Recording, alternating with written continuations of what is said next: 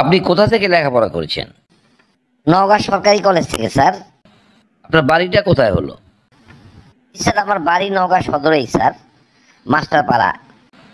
আপনি এখানে চাকরির ভাইবা দিতে এসেছেন। আপনি কি জানেন আমাদের এই কোম্পানির বেতন কিন্তু খুবই কম আর কাজের চাপ খুবই বেশি, পারবেন তো? পারবো স্যার, পারবো না কেন? চাকরি হলে আমি যত কাজই হোক করবো স্যার।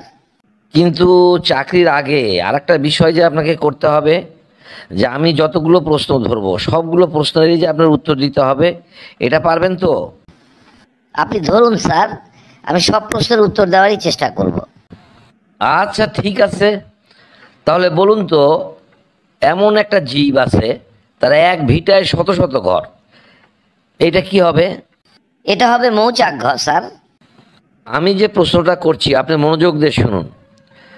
শিরোপতি অগ্নিকুণ্ড, পেট ভরা পানি, নাভি তার চষে লোকে, এ কি আজব কল, এই জিনিসটা কি?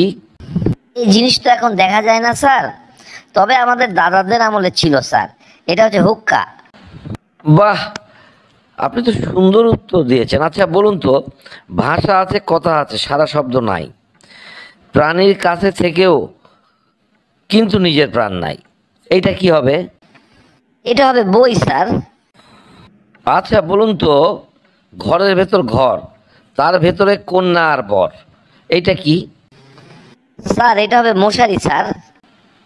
এই প্রশ্নটাও খুব মনোযোগ দিয়ে শুনুন, ভেবেচিন্তে উত্তর দিন। শিশুর মুখে মায়ের মুখে আমরা তাকে খুঁজি, ভুবন নাকি যায় ভুলানো করলে তারে পুঁজি, এইটা কি বলুন তো? স্যার এর একটা অংশ আপনি বলেননি স্যার, তারপরেও আমি উত্তরটা বলছি স্যার, এটা হবে হাসি। আচ্ছা বলুন তো, কোন দেশে মাটি মানুষ দুটোই নেই, এটা কোন দেশ হবে? কোন দেশে মাটি মানুষ দুটোই নেই? এত প্রশ্নর উত্তর দিয়ে এটা পারবো না। এটা দেখেছি কিন্তু উত্তরটা তো আসছে না। না স্যার এটা পারবো না স্যার। কঠিন কঠিন প্রশ্নের উত্তর দিলেন, আর এই সোজা প্রশ্নটাই পারলেন না, আর একটু চিন্তা করবেন কি? না স্যার, এটা কিছুতেই পারবো না স্যার, আপনি যদি উত্তরটা বলে দিতেন। দেখুন আমাদের আইনে তো উত্তর দেওয়ার কোনো বিধান নেই, আর এছাড়া আমরা উত্তর দেইও না। এখন উত্তর দেবেন আমার বন্ধুরা, যারা যারা এই প্রোগ্রামটা দেখছেন, আমি তাদের উদ্দেশ্যেই বলছি। বন্ধুরা আসুন তো কমেন্ট বক্সে উত্তরটা ওনাকে জানিয়ে দিন, কোন দেশে মাটি মানুষ দুটোই নেই, দেশটার নাম কি হবে? সবাই ভালো থাকুন, সুস্থ থাকুন, ধন্যবাদ। তাহলে আমার চাকরিটা কি হলো না স্যার? না, কিছুতেই সম্ভব না। আপনাকে তো পরীক্ষা দেওয়ার আগেই বলেছি, আমরা যে কয়টা প্রশ্ন ধরবো সবগুলোর উত্তরই আপনাকে দিতে হবে।